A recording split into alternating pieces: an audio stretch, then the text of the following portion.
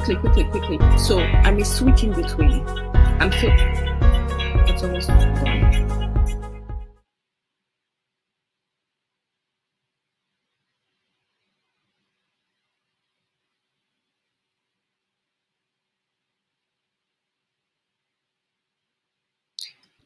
Hello everyone. Welcome to the first episode of the Neurodiversity project hosted by Women Africa. My name is Atinuke Elizabeth Ayowole. I'm going to be the host for today's program.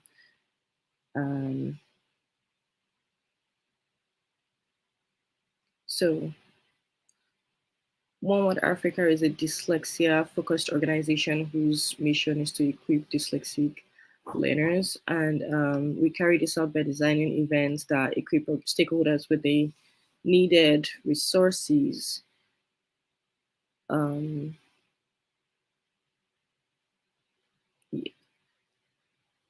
Yes, that equips stakeholders with the needed resources to help dyslexics. So we look forward to a world where dyslexics have a better access to opportunities that are available.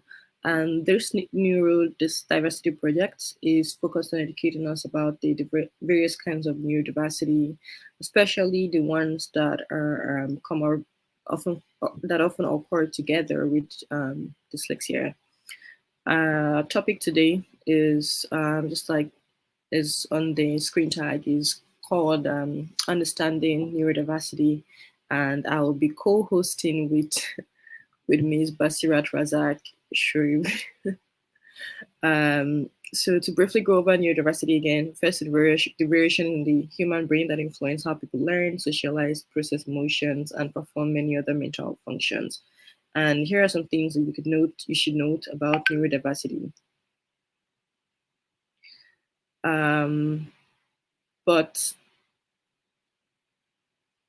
So the first one, just to quickly go over that, neurological variations may be differences, but they are not flaws. Differences, no matter how profound, do not reduce personhood, and with the right kind of assistance, neurodiverse persons can live meaningful lives. But without much further ado, I would like to introduce our guest, Mrs. Basirat Razaq-Shuaib. Mrs. Basirat is a board-certified cognitive specialist. She is an author, a social entrepreneur, a global speaker advancing the conversation on disability and inclusive education in Nigeria. She is the founder of the Winford Center for Children and Women, a charity supporting children with developmental disabilities in Nigeria. She is also the CEO of the Winford Center International, the premier provider of developmental and learning aids for children with special needs in Nigeria. Mrs. Basirat is a doctoral student of disability and inclusive education at the University of Cambridge, and she holds multiple degrees and certifications. She's also the first Mansion House Scholar in Nigeria, British Council Elton's EDI Commendation winner. Mrs. Basirat Razaq-Shuaib is the pioneer of Inclusion Starts With Me children's series. She has published 2 children's pictures books, I Am Not Naughty, I Really, Really Mean It, and Dragons Can Sing, both of which are targeted at educating children, parents, and teachers on empathy, kindness, and disability inclusion. Over the past 4 years, Mrs. Basirat Razaq-Shuaib has continued to actively promote the inclusion of children with developmental disabilities and their families in societies, so that they have a chance to achieve positive outcomes and contribute positively to economic development. Mrs. Basirat remains passionate about helping people and strongly believes that through inclusion, we can create a better society to achieve sustainable development. Welcome, ma'am. Thank you for joining us today. It is so great to have you here, and I'll yield the floor to you right now. Thank you for having me, Atinuke. It is lovely to be here. Oh, my pleasure. We're so happy to have you. So I'll let you proceed with informing everybody about how to better understand and be informed about neurodiversity. Thank you. All right. So I will try as much as possible not to make this sound very academic, so that at least people can understand what it is that we're talking about.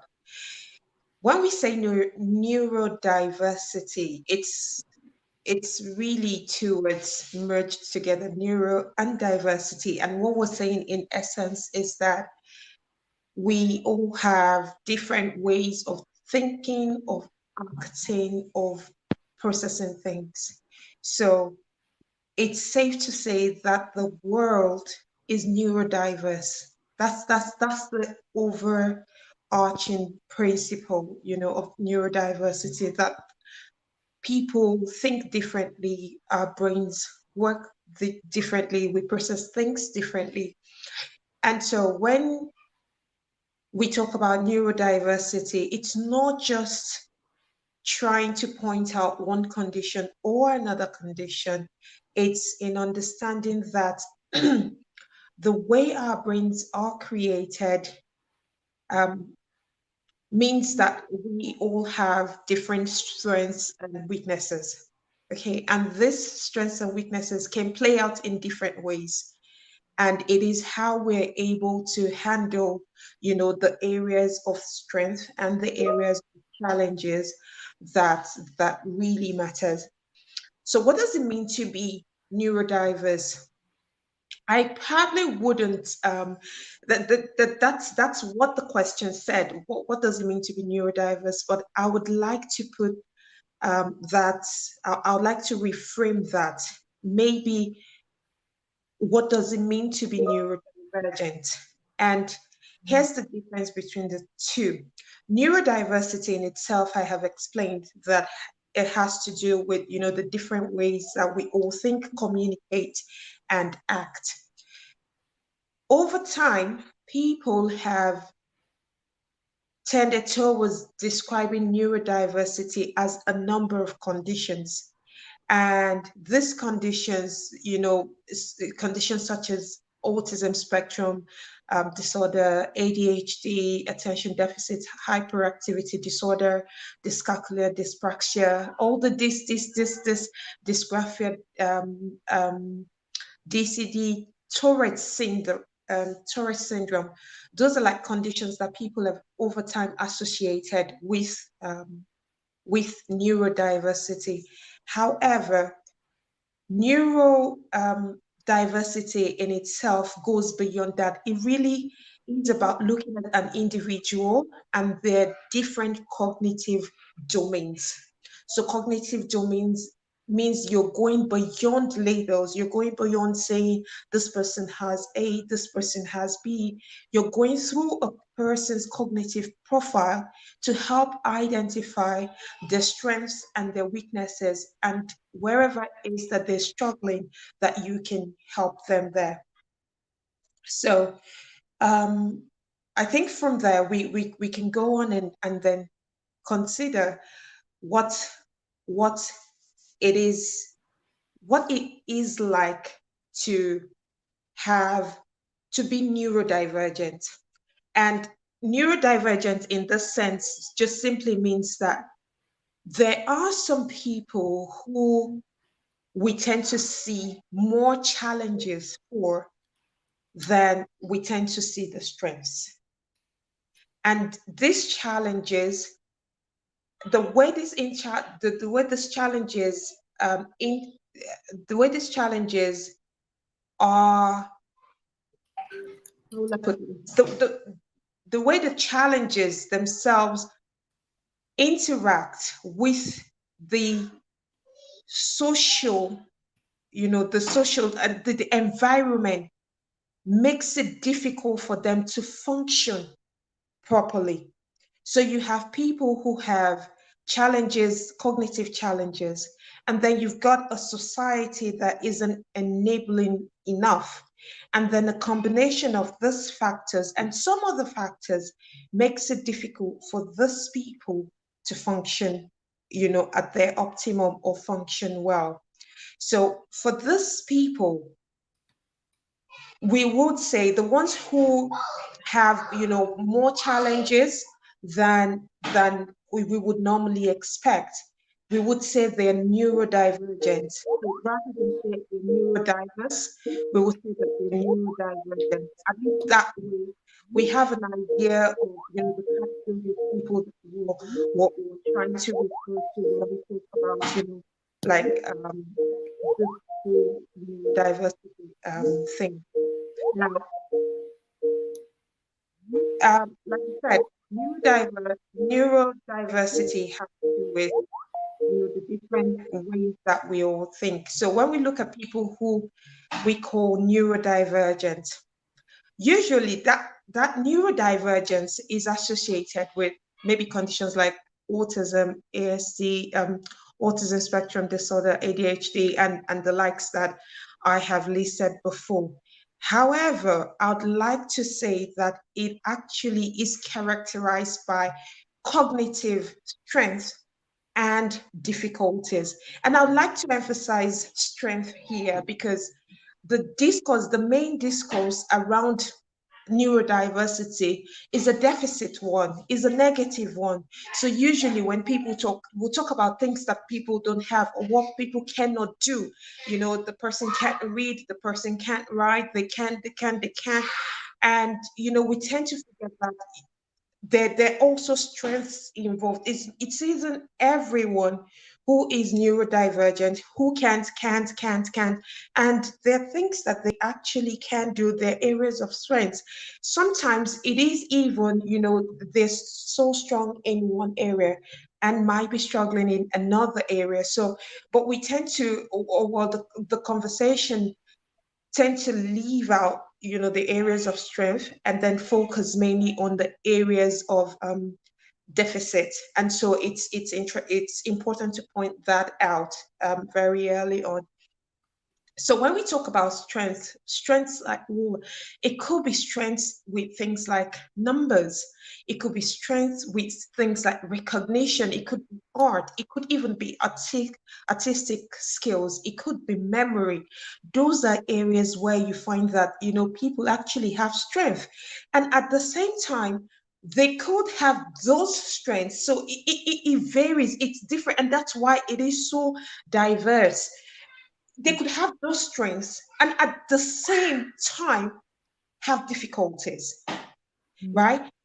They might not have the strengths that I have listed. They might have a different strength, a different set of strengths, but they could have the strengths and at the same time have difficulties with numbers, have difficulties reading, have difficulties with motor skills, have difficulties writing. So all of these difficulties, social interaction, emotion, verbal interaction, speech and language, all of these difficulties put together are the areas of challenges where we then think, oh, how can we help people, not just children, how can we help people who have difficulties in this area so that they can, they have improved outcomes, not necessarily to say that we want to change them, because we recognize that the overarching thing is that we are different, right? But if a person is struggling, if the person can access help, then we want to make help available to the person. And it's not making help available in a tokenistic way, just to say we are helping, the way we tend to say in Nigeria, I don't know if it's said in many other places like that, we're helping the poor or we're helping the needy. It's not in that type of way. It's in recognizing that we need to create an enabling environment for everyone to actually thrive, because the way that the society appears to be at the moment is such that it favors people, some people who don't, it favors more people who don't have those challenges than it does the people who have those challenges. So it is in ensuring that, while the difficulties might exist, that we want to create an enabling environment for anyone who is having the difficulties to thrive as well. So I don't know. Would you like me to go into, the specific conditions that typically come under the neurodiversity conversation? Oh yes, please. Yes, please. There has been a whole lot of I myself have been learning. I've been having to note some certain things down from your teaching. Okay. It's been so So informative. So let's just quickly go through the list. It's not an in-depth session, so let's just quickly go through the list, and it's not an exhaustive list. Okay. But the commonly talked about ones, the commonly talked about difficulties are difficulties with reading, which is normally known as, or which is called dyslexia. So the difficulty with reading and recognition of, letters and even comprehension. Now, when it comes to when it comes to these conditions, and I'm going to start. I've started by telling you what dyslexia is, difficulty reading. Then I'll go on and tell you what maybe dyscalculia is, and that's difficulty handling numbers. So you're looking at numbers, it feels like the numbers are jumping right at you. You can't put it all together. You can almost feels like the numbers are attacking you. The same thing, with the letters. When a person speaks, they sound, like they can make intelligent statements, but for ask them to write it down, it becomes a big problem. They're unable to write it, or they're unable to even read out what it is that they have said. So I could start by, naming each of the conditions, this DCD, developmental coordination disorder. I can start by naming all of them. But here is the thing. Many times, these things don't exist in isolation. So it's very possible for you to have someone who's got dyslexia and also has ADHD. It's possible to have someone who is on the autism spectrum and the person also has, you know, dyslexia or dysgraphia, or so a lot of times these things exist, they coexist, they comorbid. And what that means, the implication for us is we cannot sit down and think of only labels, right? We can't just sit down and think labels, because how many things are we possibly going to tag, right? How many things are we possibly going to tag? And more importantly is, what about the people who don't have access to, quote unquote, these labels, these tags? Does that mean that, by not having a label, does it mean that you don't have the need? Does it mean that you don't require the help? So as much as, the labels can be useful, it's so important not to get hung up on what the labels are. Rather, we look at the person in their entirety and look at the areas where they're struggling. Let me give you an instance. You have, let's take a typical, say, primary school child, right? So you have a child who is struggling in their reading, right? Struggling to read, struggling to recognize letters, struggling to do all of those things. And they're in maybe a school that isn't even aware of how to recognize these difficulties, right? It's looking like they're putting in so much effort into the child, but the child isn't giving them back, enough output.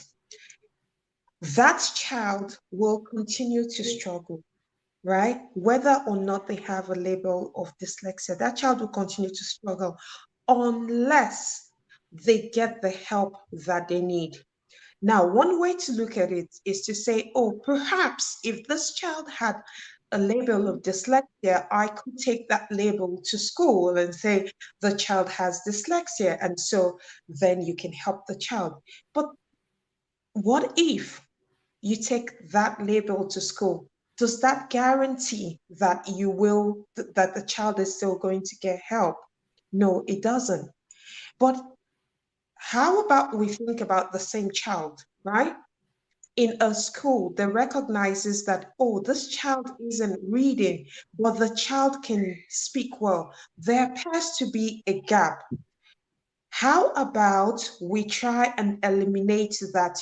There are no language difficulties, first of all. So, like language isn't a problem. Then maybe after eliminating that, we go on to trying, okay, one intervention or the other to support the child, because the underlying thing is that the child is struggling to read.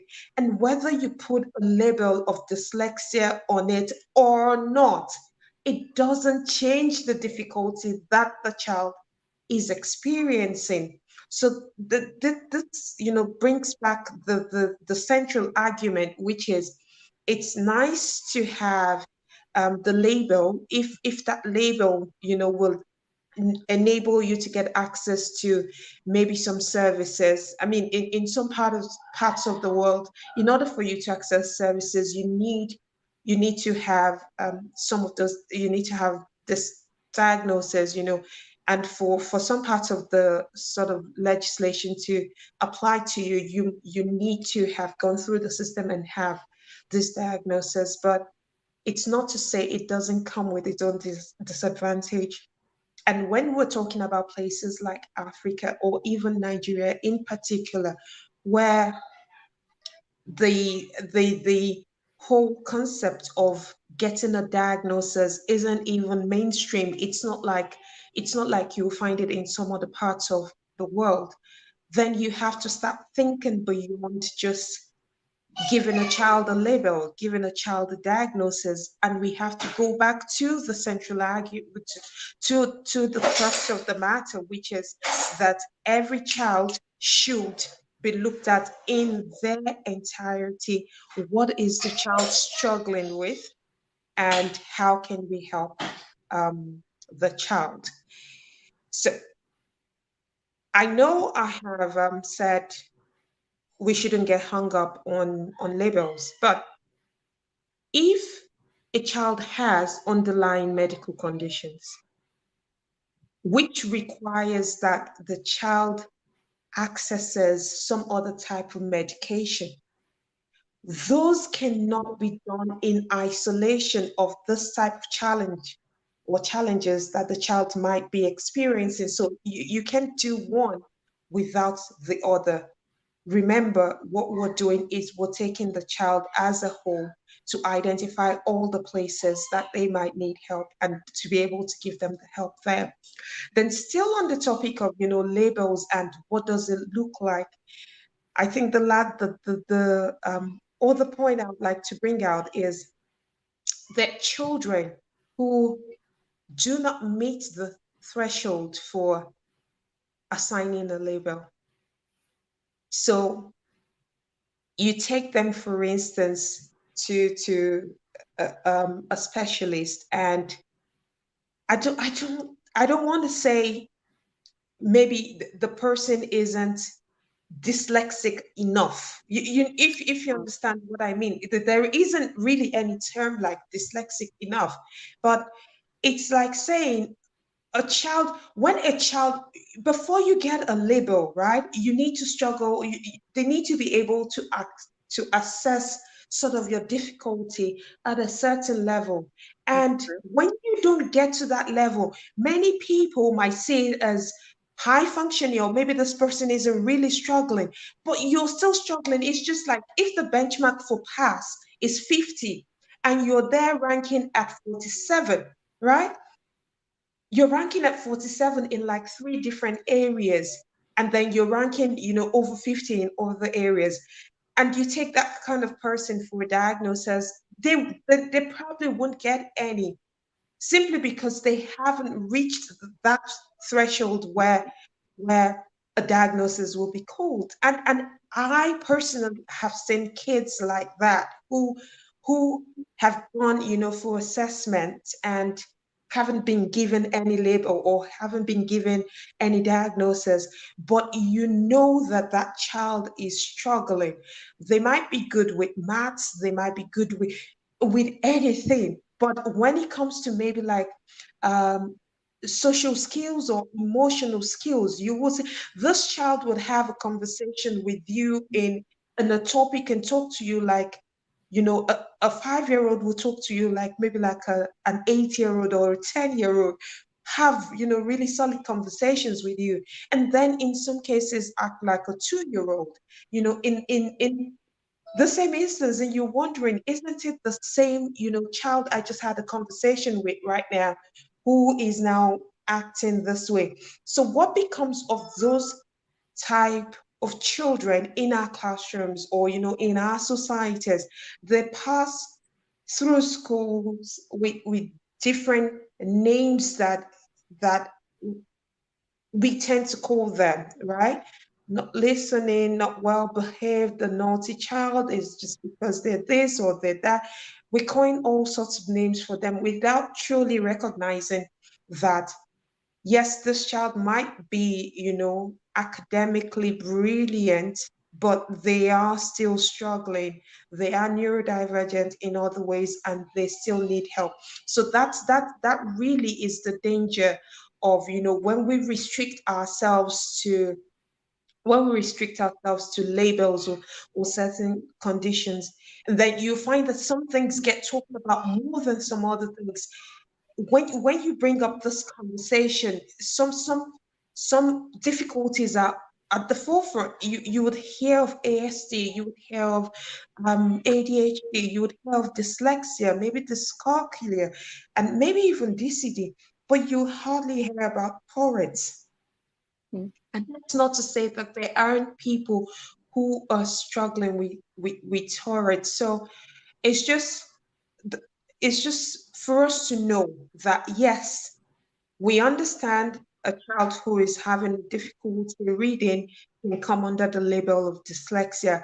A child who is having the difficulty with their writing, you know, can come under the label of dysgraphia. A child who is having attention difficulties can come under the label of ADHD after they've gone through all of this. But there's some children who will not come under this label, yet they are still having challenges. So it's for us to be able to create an environment where we're able to accommodate every possible form of, or every possible combination of, you know, cognitive ability, high here, low here, medium here, or high here, low here, whatever combination that we can get.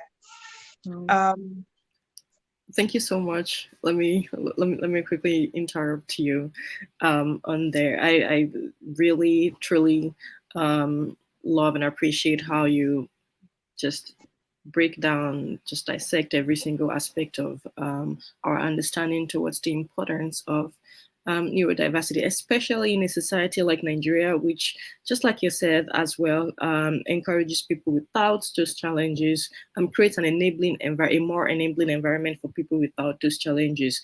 So, what do you think about navigating, helping children? Because I believe the foundation is one of the most important things. So it's better to address those gifts, those differences at a very young age than to have them do it later on in life. So at a very young age, what do you think is the best way to help children basically utilize or leverage on their strengths, that's their neuro cognitive strengths, rather than the areas where they are most struggling with? Because I know our educational system starts firstly on a general level where everybody basically learns the same thing. So it's kind of hard to say, oh, I'm not going to have you learn these things just because of I know you're not good at it. So what do you encourage? I know parents are definitely the first point of contact and the most important part of their children, because they know their children better. But academically speaking, or just generally speaking, what do you encourage parents to do for children that they notice have higher strength in certain places than the other. Okay, I'll try as much as possible to address this on different levels, right? Okay. So I'll address it from the parent's perspective. I'll address it from, the teacher's perspective as well. But I Mhm. like to set like two foundations before I start. The Okay. first one is that what you don't know, you cannot help. Mm. Whatever it is that you don't know, you cannot help. So if we start in a place, if we stand in a place of not knowing, there really isn't much we can do, right? Because Mm. unless you know what something looks like, or what something feels like, or what something could possibly be, unless you know how to recognize that something isn't quite the way you would typically expect it to be, then there's no way for you to know when it's not that way. That's the first thing. And then the second caveat, that I like to make is talking about neurodiversity, and talking about neurodivergent people, and talking about all of these challenges that they experience, isn't something that can be simplified into one sentence, simplified into a 1 hour session, or even simplified to say you just have to do A, B, C, this E, and that takes care of it. And the reason for this is so fundamental. There are so many other factors that affect what we do, how we do them, and the outcomes that we get. Factors such as, and I'd like to call them cross-cutting factors. Factors such as poverty. I could sit here now and I could give you, 1, 2, 3 strategies. Maybe a parent should do this, a teacher should do this, but Mm. how do you know? Is that applicable to every parent? Would that, yes, it's not like every suggestion will work for every parent. However, it is in recognizing that even in making those suggestions, that we have certain biases, because it's if I need to make a suggestion, then I need to make sure that, does it cover the person who hasn't eaten, someone who doesn't have shelter, someone who maybe cannot afford a private primary school, so is attending a public primary school. And when I make a suggestion, can a teacher who has 60 children in the classroom practice it? Maybe it's just going to work for a teacher who's got 20 children in the classroom. So I wouldn't want all of this conversation to be reduced to some kind of um, simplistic thing where we're making it look like it's just easy, just do A, B, C, D, E. Now, having said that, I'll proceed by saying yes. There are things that can be done. We recognize that, we acknowledge the challenges that are out there. We acknowledge all the different stakeholders, all the different people who are touched and who are concerned by this. And so I acknowledge that. Going past that now, back to the point I made before, what you don't recognize, what you don't know, you cannot help. So the first thing is awareness, right? The first thing is awareness. It is so important for parents to know what to expect as they start to have children. Growing up, we've, at least I was raised to believe, people are a certain way. And that has largely gone into my expectations also, going into parenthood, to say, oh, children, like, you just have expectations to say, oh, I'm going to have a child and the child is not going to struggle with anything. But the question is, if the child was to struggle with something, would I be able to pick it up? And I think that really is a gap that we tend to leave, because we work on the assumption that a child's not going to struggle or a child's not going to have difficulties. We all just, I don't want to say we all, because that's such that's making a general statement, but people can tend to have that assumption that they're just gonna have children and everything will be cool and dandy. So it is for anyone who hasn't started the journey yet to start thinking about those things. And if you have started the journey, identify what those things look like. What does it mean for a child to struggle? How do you even know that the child is struggling? Yes, we accept that we're not trying to change the individual, but we also recognize that when a person is struggling with something, it can lead to many other things. A child who is struggling with reading can develop anxiety. They become anxious, they're not able to talk, then they develop maybe low confidence. And then as a result of that, they're thinking, so it's all of those things working together. So we as parents or caregivers or even educators need to familiarize ourselves with what these difficulties look like in children, right? Now that we know that people, or we're coming to terms with the fact that people are neurodiverse, people have different combinations of strengths and weaknesses, it's for us to start getting accustomed to what do those combinations look like. And yes, we would never be able to exhaust all the possible combinations, but at least there's some key flags, right? There's some key flags that can set you off. So for instance, you talk to someone, it's an example that I gave earlier.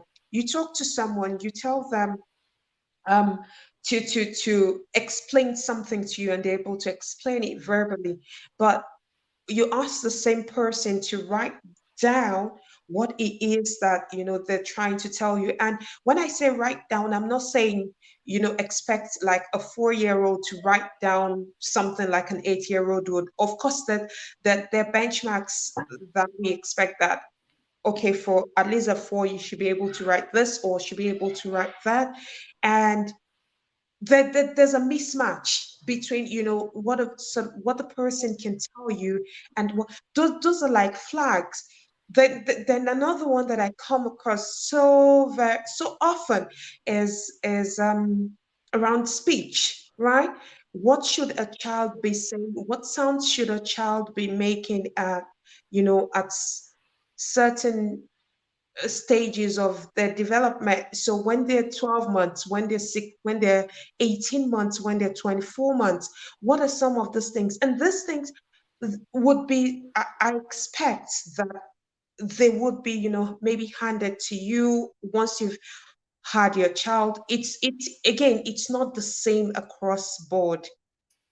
It might happen in some places and not happen in some other places, but if it's not happening where you are, it's now for you to challenge yourself and understand what the developmental milestones are, so that when a child is not meeting a milestone, you can just check, oh, does the child need help? If they do need help, what kind of help can we give the child? And it's such a thin line in recognizing that when you're checking developmental milestones, you could easily have said, oh, well, the child would develop at their own pace. After all, we have said that everyone is different, right? Everyone has different strengths and different skills. But research has also shown us that when children have these challenges, if we're able to spot them early and we intervene, then they have higher chances of improved outcomes. If we're able to, so early intervention is important. It plays such a key role, and you don't want to miss out on that.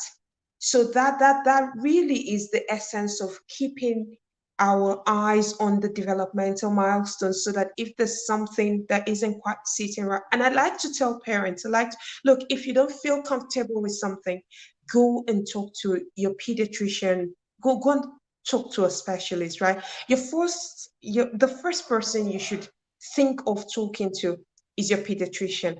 Look, my child isn't doing this. My child is, I am worried, right? It's a feeling. I am worried. What do you think? They, as experts, can then, assess the child, look at the child and tell you, okay, try this or try that, or do this or do that. And it might just turn out that, the child's just taking his or her time, and they will indeed catch up. But if there's something that needs to, if an intervention needs to come in place, you would know that you picked it up early. If there isn't anything, then you haven't lost out on anything. So the first thing is awareness. For the people who already know about this thing, we need to talk to people. We need to, just like what One Word Africa is doing at the moment, we need to keep talking about it, having these conversations at different levels, at different places, so the people, we can normalize this type of conversation to say, look, these things exist. Can we talk about them and not, just pretend like they're not there?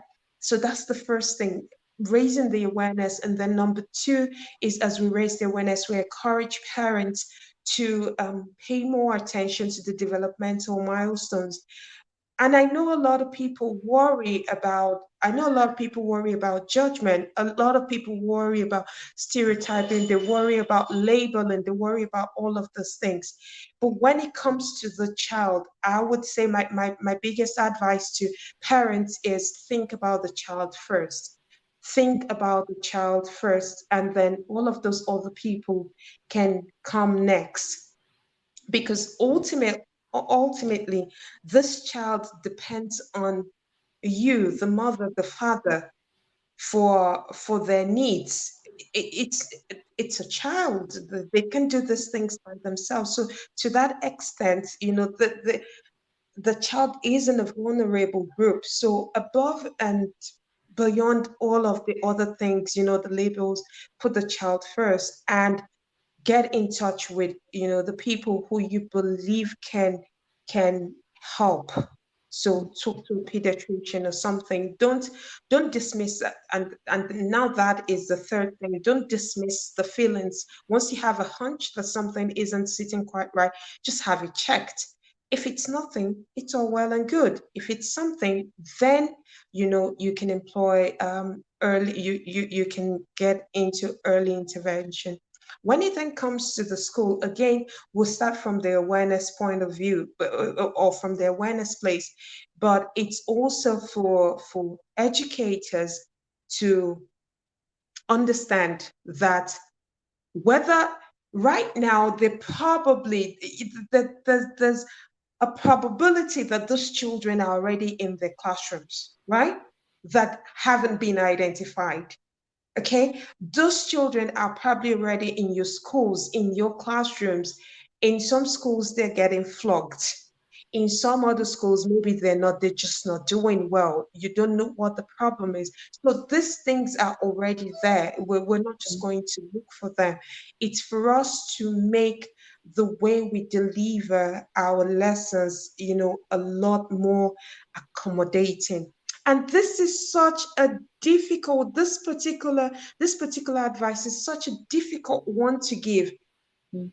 And the reason is because when it comes to delivery of lessons, so many other things go into lesson delivery. It's not just lesson planning, okay? It's not just lesson planning that goes into lesson delivery, achieving its goals. So it's one thing, but it's not the only thing. But that is one thing that schools can do, be more aware, be more open to supporting children who are not who are not who are not learning like the rest of maybe the children in your school. I've heard parents say to me that, some schools like children who are doing well, quote and unquote, which means if they suspect, there's schools that if they suspect that by having your child in their school, it is going to bring down their rating. So imagine that you have maybe a class of, say, 20 people, right? Or even 50. And at the end of the day, you have school rankings. And they suspect that that if they take on some children and all of these children sit exams together, they're going to find a way to get your kids out of their schools. And I know this isn't every school, but the fact that you even have narratives like that tells you, that there's more to be done when it comes to opening up our minds to the fact that children can be supported in different ways to achieve, improved outcomes. It's for us to be in a position of to have open hearts to say, wait, I'm willing to give this a try. I've spoken to some people who've been through the system, and sometimes they'll tell you what helped me was because someone took a chance on me. And I have heard this over and over and over again. It's not because a school was a quote unquote inclusive school. It wasn't because they had special education teachers. It was just because one person in that school thought, hey, I'm going to take a chance on this child. What is it that we need to do? How can we work together with the parents to just make sure? And that speaks to knowing that beyond all of the strategies and intervention and everything is a willing mind, right? If the mind is unwilling, we can throw interventions and suggestions and tons of anything at teachers, and it's not going to make any difference, right? Because they are the ones who are going to implement all of the suggestions and the strategies in their classrooms. And it goes beyond that. At other levels, you tend to meet bottlenecks across the way. So if I help this child, how am I going to get past, standardized tests? How am I going to get past standardized exams and things like that? Sometimes you just need to keep pushing your way through. Go and ask. A lot of times, the people that might give the access, right, or that might give the accommodations are people who we haven't even asked before. And so, yes, the provision isn't already there, but they haven't had anyone come talk to them about it. It's not saying, yeah, it's done this way in the US, it's done this way in the UK, and therefore it must be done this way in Nigeria. No, the situation we have is the situation that we have. They haven't made a provision for it yet. We have children who need it. Can we go and ask for it, right? Instead of saying, along the lines of conversations that say, hey, why you should have it, why don't you have it, but this, but that, and start throwing blames. No, they should have it. They don't have it. We know children who need it. Can we go and ask for it and make a case for it? Who knows? We can get through. And that is how, that's how societies move from a place of not having to a place of recognizing that this need exists and then making provisions for it. And then, probably along the line, they'll standardize it as the awareness improves and all of that. Wow. Thank you so much. You have really given an extremely detailed explanation on how we can better solidify the foundation, which is recognizing neurodiversity and harnessing it properly for children. But another question, the process of while you were educating us, I thought about much older people who are grown and did not, and probably until today don't even have the affinity or the likeness to read, desire to read at all, or just to have anything to do with education, academics. at all, but they're extremely good at other things, probably with respect to coding, with respect to numbers, just making money, and they're doing extremely fine.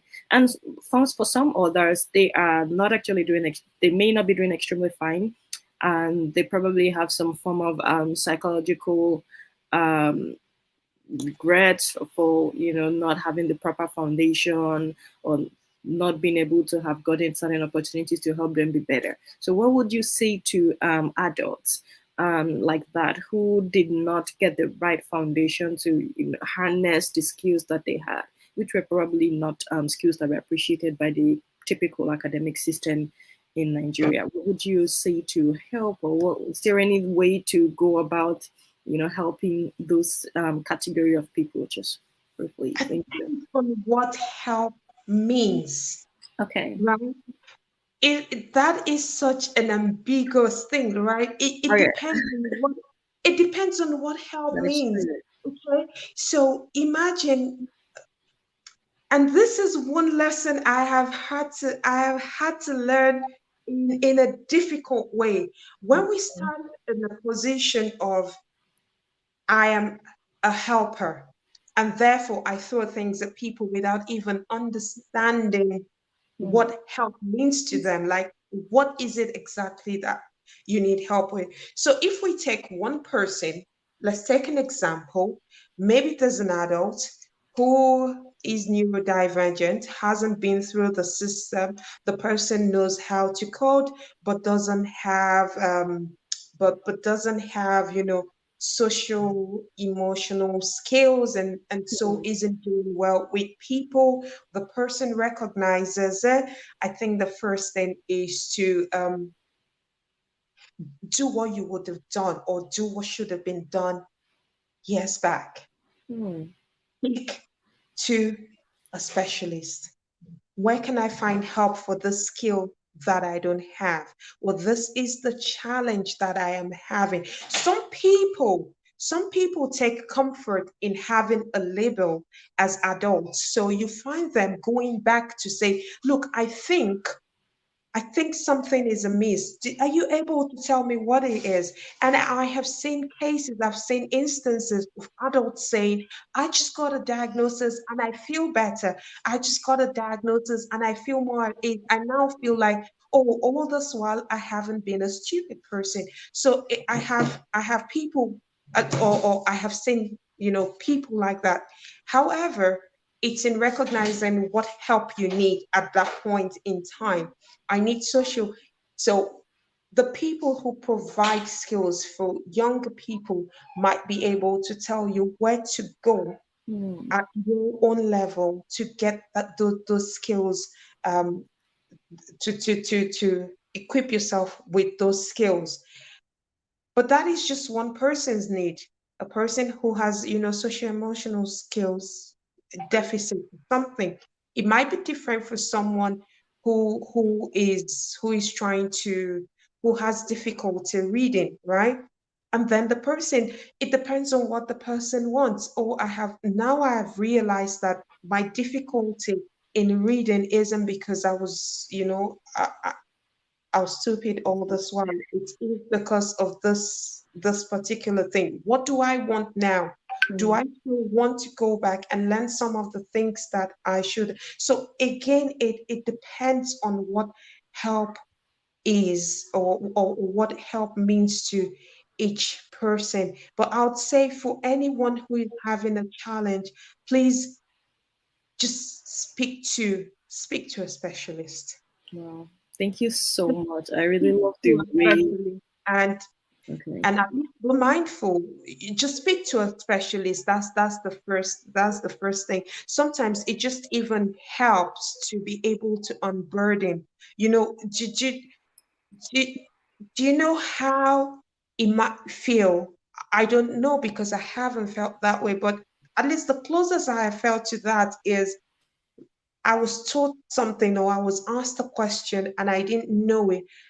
And I just felt like for a whole month, I felt like I was stupid. And I know I am not. And this is just me.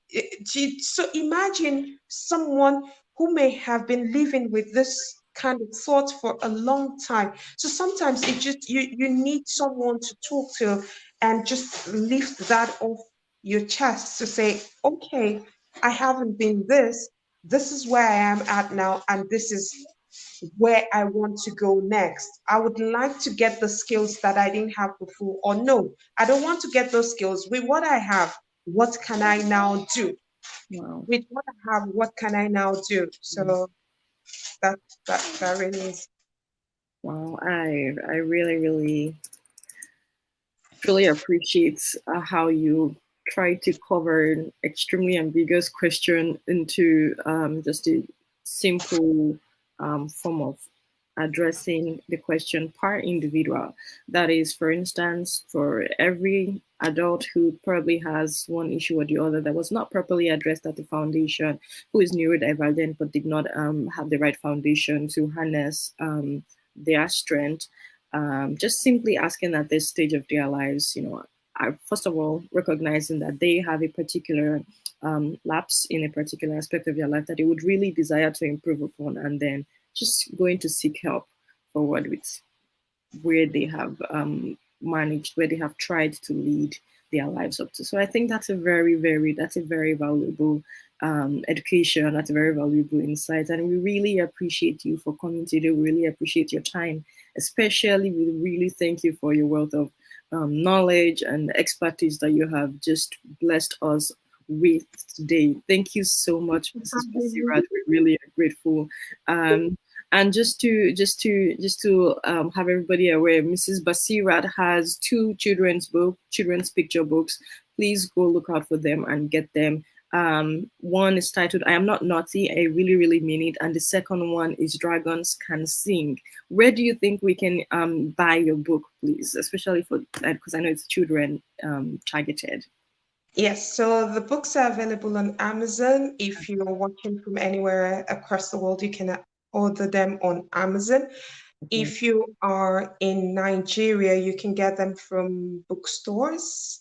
I think, yeah, you can get them from major bookstores. In Lagos, you can get them from Roving Heights. You can get them from, I think it's Parisia. You can get them in Abuja. You can get them from Tabitha Books. You can get them from, Bookworm Cafe.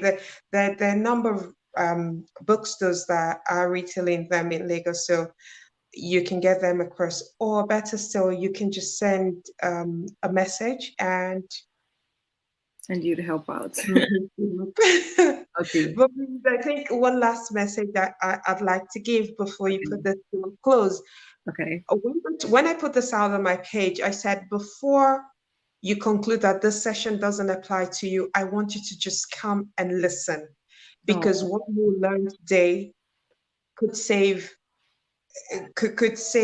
your life or your child's life or someone else's life. And the reason I say that is, don't assume that because a child is doing well academically, they may not be neurodivergent, that they might not be struggling. Don't assume. Don't say, God forbid, that isn't my child, because it isn't a negative thing. If you don't know how to dance and dancing is required for something that you have to do, then you learn how to dance, right? Yes. And really, truly, none of us was born with any of you. I wasn't born writing. I wasn't born talking. I learned the skills. It's taking some other people, longer to learn them. So it's just something that someone's struggling with, they need help with. So we should avoid looking at it as something negative, where a child isn't doing as well as they should be doing, or as well as we would like them to do. And then we think it's all negative, it's a bad thing, it's a curse, it's a no. If a child needs help, let's help them the way we can. If we can't, let's get them the help that they need. It's not all just about, getting the child a lesson teacher, or no. If there are underlying factors, let's get to the root so that we can address, the underlying factors. that are stopping children or even other people from getting to um, their improved outcomes, from achieving, their goals. Yeah, maximum effort. Well, thank you so much again for that very brief summary. Of course, we can't thank you enough on what Africa Tech cannot definitely thank you enough for just this extreme expertise that you have blessed us with today. So once again, Mrs. Basirat's book, children's pictures books, Dragons Can Sing, as well as I Am Not Naughty, I Really, Really Mean It. You can get it on Amazon, and you can also get it on popular bookstores, Roving Heights, Lagos and Abuja, for example, as well. So thank you once again. We will be bringing this live to a close right now, and please look forward to, we have a sequel live session next week, and that would be addressing the psychological impact of neglect among both children and adults as well. But thank you everybody for joining. Thank you for your time, and once again, thank you, Mrs. Basirat, immensely for your time and just for pouring upon us today as you have. We're really grateful, and we wish the best for everybody, and hope you have enjoy the rest of your evening, please. Thank you so much. Okay, I'm gonna be putting out the title of the books in the comment section, so everybody can have access to the detailed title of the books. So once again, I hope everybody have a wonderful evening, and please stay blessed. Bye bye. Bye. Bye.